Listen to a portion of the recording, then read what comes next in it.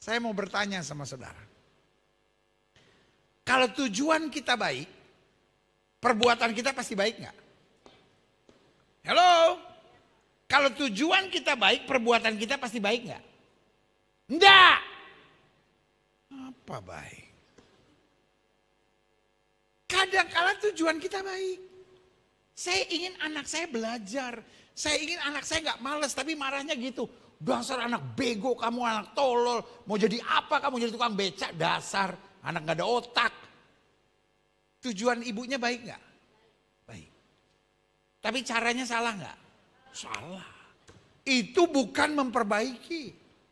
Itu menghina, merendahkan, menjatuhkan, memaki, membuat orang merasa tidak berharga. Bu, perempuan yang ganggu suami ibu, kadang-kala niatnya baik loh. Ada nggak orang saya pengen berselingkuh sama dia? Ih, nggak sejahat itu juga sih. Tujuannya perempuan itu yang tadinya anak buah suami saudara, itu cuman kasihan. Kok bos gua kelihatannya mukanya kusut terus gitu. Jadi tanya, Pak, kok kelihatannya Bapak banyak masalah, kenapa? Mungkin ada yang bisa saya bantu.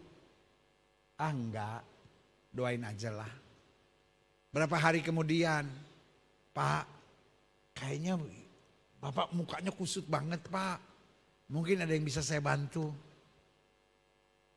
Enggak sih, semua bisa diatasi kok. Nanti kalau kamu pulang, ada waktu, kita ngobrol-ngobrol yuk. Oh siap Pak, ngobrol.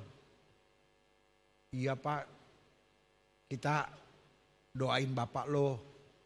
Karena Bapak kan pemimpin kami. Supaya Bapak lebih semangat menghadapi kehidupan. Emangnya sebetulnya ada apa sih Pak? Enggak sih, sebetulnya istri saya begini. Aduh kok bisa ya ibu begitu ya, padahal kan Bapak orangnya baik. Ayah, darah Yesus. Ya doain aja, mudah-mudahan seperti kamu bisa melihat kebaikan saya, istri saya bisa melihat kebaikan saya juga. Mulanya tujuannya mau nolong. Lama-lama makin dekat. Mulai tadinya Pak selamat pagi, sekarang Pak sudah pagi. Beda nggak itu? Beda. Orang konseling di gereja juga kadang-kadang tujuannya nolong. Ada nggak orang yang konseling di gereja akhirnya korsleting? Iya kan? Mulainya doain dalam nama Yesus, lama-lama nama Yesus siapa ses? Karena itu selalu saya bilang, meskipun niatnya baik, pastikan jangan iblis mendapat kesempatan. Amin. Sama-sama bilang sama saya, meskipun niat saya baik, jalannya tetap harus benar. Jelas sampai di sini? Makanya ayat ini bilang apa, ayat yang ke-27, jangan beri kesempatan kepada iblis. Bu, engkau bisa marah sama suami ibu, asal jangan iblis memakai kesempatan itu untuk menyerang suami ibu. Pak, Bapak bisa marah sama istri Bapak dengan kata-kata yang membangun, dengan kata-kata yang menguatkan, tetapi jangan biarkan iblis masuk di dalamnya untuk menyampaikan pesan-pesan yang menyakiti, yang mengecewakan, dan menghancurkan semangat kehidupannya. Yang setuju bilang amin.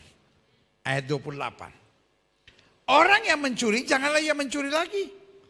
Tapi baiklah ia bekerja keras dan melakukan pekerjaan yang baik dengan tangannya sendiri. Bagian terakhir kita baca sama-sama, 1, 2, 3.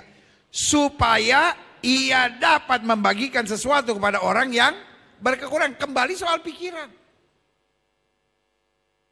Kalau pikiran saya orang menderita, yang saya pikirkan bagaimana saya bisa mendapatkan lebih.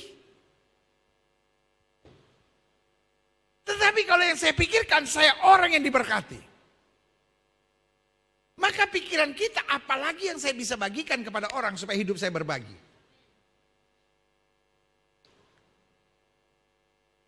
Daud di tengah segala persoalan masalahnya, inilah kalimatnya, dengan apa ku balas kepada Tuhan segala kebaikannya. Itu orang yang diberkati. Sekali lagi saya bilang berkat gak ada ukurannya.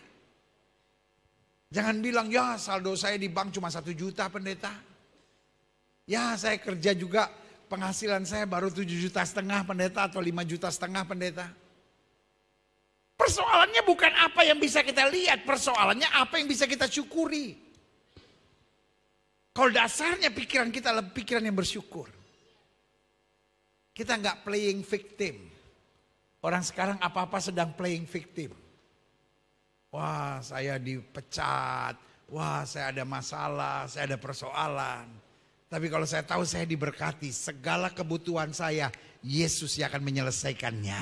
Tetapi saya ada di muka bumi untuk jadi berkat, memancarkan kemuliaan Tuhan. Yang setuju berikan tepuk tangan yang meriah buat Tuhan. Haleluya.